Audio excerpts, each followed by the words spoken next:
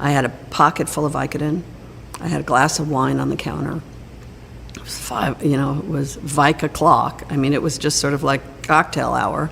And I pocketed 5 of them, put them in my mouth, took a swig of wine, and from behind me, I heard this. Jamie, I see you. I see you with your little pills, and you think you're so fabulous and so great. But the truth is, you're dead. You're a dead woman. That was a first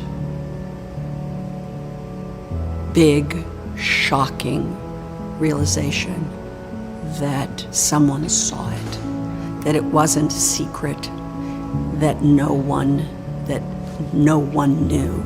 Now it's January 1999, and there was an article in Esquire magazine called Vicodin, My Vicodin, written by a man named Tom Chiarella. And in the article, he describes outing himself by writing the article, that by writing the article, he knew his doctors wouldn't give them to him. He knew that his wife and family were going to be on to him. He was outing himself for a secret that he'd been carrying. And that spoke to me probably louder than anything else. All of a sudden I went, oh, someone else is just like me.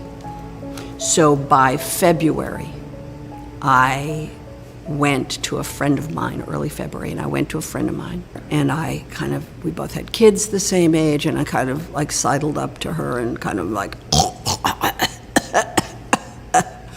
and finally, was able to say that I had a problem with Vicodin. And she looked at me and said, yeah, I know, me too. Isn't it amazing? And she gave me, at that moment, the number of a doctor who would write you script.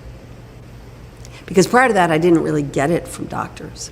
5-finger discount, here and there. I had my ways. That night, when I woke up sometime between sleep and waking, I had a moment of clarity which saved my life, which is simply this.